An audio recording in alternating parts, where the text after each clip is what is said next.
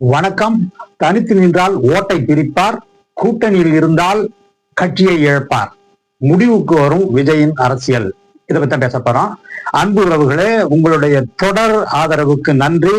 தொடர்ந்து லைக் பண்ணுங்க, ஷேர் பண்ணுங்க, கமெண்ட் பண்ணுங்க. மெயினா அதை வச்சு தான் நான் அடுத்த வீடியோவை எப்படி போட முடியுங்கிறத முடிவு பண்ண முடியும். இந்த விஷயத்துக்கு வாங்க. இப்ப இந்த காணொலியில நம்ம என்ன பார்க்க போறோம்னா, இந்த கரூர் எபிசோடுக்கு பிறகு தமிழ்நாடு அரசியல் சூழல்ல என்னென்ன மாற்றங்கள் வந்திருக்கு, அதன் மூலமாக இந்த கூட்டணி கணக்குகள் எப்படி மாறி இருக்கு அப்படிங்கிறத பாக்குறோம். இதுல இப்ப பாத்தீங்கன்னா, நான் ஏற்கனவே சொன்ன மாதிரி விஜய் தனித்து நின்றால் நிச்சயமாக அவர் ஓட்டை தான் பிரிப்பாரு. அது எப்படின்னா, ஓட்டை ஒரு கட்சியில இருந்து மட்டும் அவர் பிரிக்கல. அவர் திமுகவில இருந்து கொஞ்சம் இளைஞர்கள் ஓட்டை பிரிப்பாரு, அதிமுகவில இருந்தும் பிரிப்பாரு, பாஜகவில இருந்தும் பிரிப்பாரு, சீமான் கட்சியில இருந்து நிறைய பிரிப்பாரு அப்படிங்கிறத நம்ம பாக்குறோம். ஆக எந்த வகையில இருந்தாலும் அவர் தனித்து நின்றால் அவருக்கு இருக்கிற இந்த இளைஞர்களுடைய சப்போர்ட்டை நம்ம தொடர்ந்து பார்த்துக்கிட்டே வரோம். ஆனா இதுக்கு முன்ன அவர் தேர்தலில் நின்று தன்னுடைய விஷயத்தை நிரூபிக்கலங்கிறது நமக்கு தெரியும்தான். இருந்தாலும் இப்ப உள்ள கருத்து கணிப்புகள் மற்றும் இப்ப உள்ள சோசியல் மீடியா கணக்குகள், அவங்க ரசிகர்கள் பேசுறது, அந்த வெறியோட பேசுறது, இதெல்லாம் வச்சு பார்க்கும்போது நமக்கு தெளிவாக தெரிகிற ஒரு விஷயம் என்னவென்றால், இவர் தனித்து நின்றால் ஏறக்குறைய ஒரு 20% ஓட்டை வாங்குவாரு. அந்த 20% ஓட்டுமே பாத்தீங்கன்னா பல்வேறு கட்சியில இருந்துதான் அது பிரிக்கப்படும். ஏன்னா இருக்கிறது 100 ஓட்டு தானே, 100 ஓட்டுல இருந்து தானே பெர்சன்டேஜ் வருது. அப்படி இருக்கும்போது 100க்கு மேலாம் இவர் பிரிக்க முடியாது. ஆக ஒரு கட்சியில இருந்தும் உள்ள இளைஞர்களை இவர் கண்டிப்பாக பிரித்து எடுப்பார். அதனாலதான் நம்ம என்ன சொல்றோம்னா, இவர் தனியே நின்றார்னா 20% ஓட்டு வாங்கினாலும் அது ஓட்டா கன்வெர்ட் ஆகாது. அது எம்எல்ஏ சீட்டா கண்டிப்பா கன்வெர்ட் ஆகிறதுக்கு எந்த வாய்ப்பும் இல்லை. ஏன்னா நமக்கு கடந்த கால தேர்தல்களை நீங்க பாத்தீங்கன்னா, எந்த ஒரு கேண்டிடேட் 30% அண்ட் அபவ் வாங்குறாரோ அவர் தான் மினிமம் 30% வாங்கணும். ஒருத்தர் மேக்சிமம் 40 இல்ல 35, 38 கூட இருக்கலாம். சோ ஒரு கேண்டிடேட் ஒரு 2 லட்சம் ஓட்டு ஒரு எம்எல்ஏ சீட்டுக்குன்னு வைங்களேன், அதுல 30% எவர் வாங்குறாரோ அவர் தான் ஜெயிப்பார் அப்படிங்கிறத பாக்குறோம். அந்த வகையில பாத்தீங்கன்னா இவர் 20% வாங்குறதால எந்த தொகுதியிலும் விஜய் கட்சியால எம்எல்ஏவா ஆக முடியாது. அப்ப இவர் ஒரு ஸ்பாய்லர் ரோல் பிளே பண்ணுவாரு.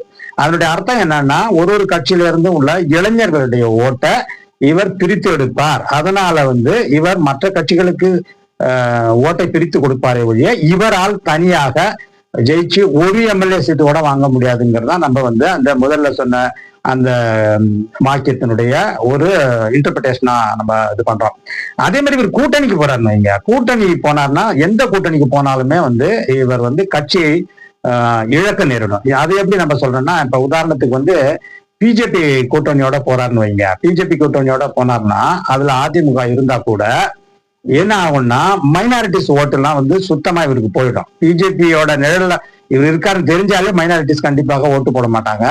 அதே மாதிரி தலித்ஸோட ஓட்டும் இவர் பிஜேபிக்கு போனார்னா கிடைக்காது அப்படிங்கிறத பாக்குறோம்.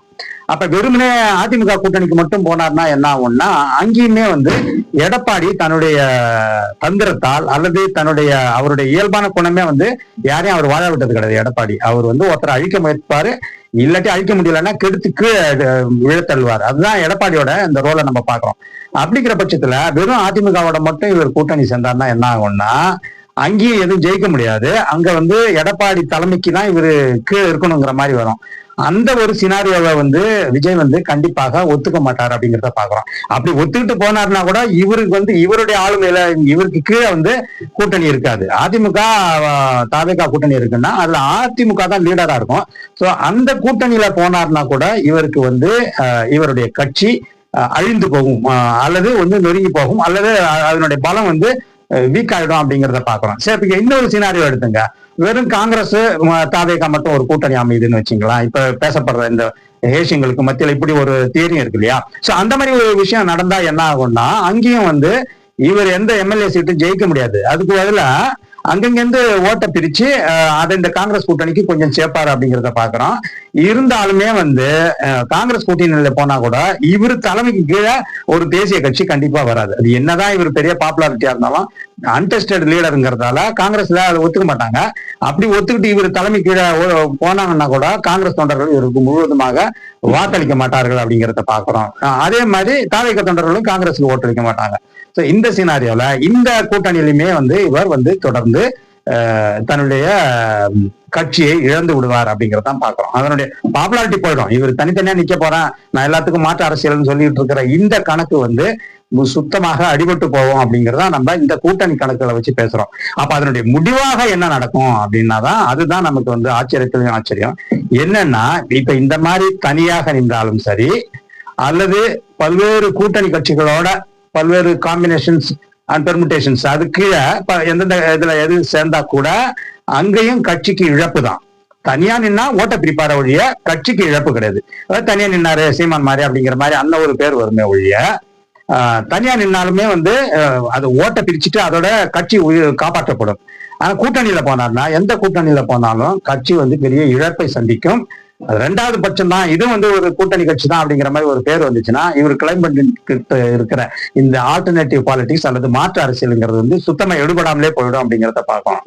அதனால்தான் இந்த ரெண்டு கணக்குகளுக்கும் கீழே நம்ம இப்ப என்ன வந்து கன்க்ளூட் பண்ண விரும்புறோம்னா, 2026 தேர்தலுக்கு பிறகு தமிழக வெற்றி கழகம் என்கிற கட்சி சுத்தமாக வந்து இல்லாமல் போயிடும். அவருடைய அரசியல் வாழ்க்கையே வந்து தொடங்கின மாதிரியே முடிஞ்சு போயிடும்.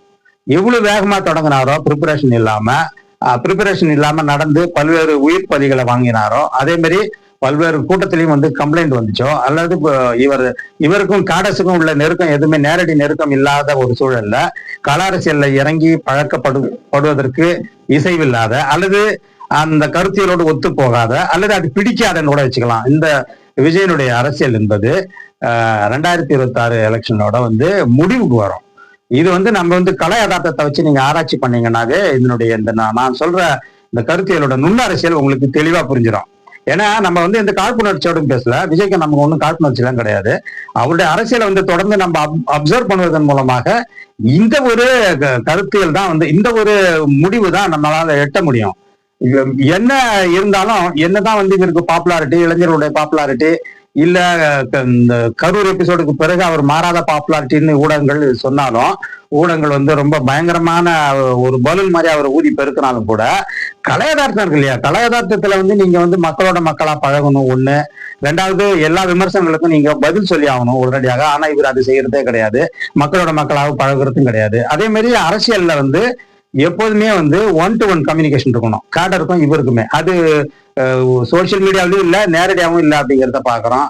சரி, இப்ப இதெல்லாம் தான் இல்ல, அட்லீஸ்ட் வந்து ஏதாவது ஒரு கருத்தியல் தெளிவா பேசுறாரா, கொள்கை தெளிவா பேசுறாரான்னா அதுவுமே இல்லை. அதுக்கான எந்த வாய்ப்புமே நமக்கு இதுவரையும் அவரை வந்து அனலைஸ் பண்ணும் போது அதுவுமே இல்லை. அப்படிங்கும் போது அப்ப எல்லாம் சேர்ந்து எல்லாத்தினுடைய ஒரு அசம்ஷனுடைய முடிவுல வந்து நம்ம அதனுடைய ரிசல்ட்டை பார்த்தோம்னா அது வந்து ஒரு பொய் கனவாக அல்லது ஒரு நிஜத்தில் டேக் அப் ஆகாத ஒரு கட்சியாக தான் நம்ம வந்து தாவேக்காக கருத முடியும். அதே மாதிரி விஜயனுடைய அரசியலும் வந்து ஒரு முடிவுக்கு தான் வரும்.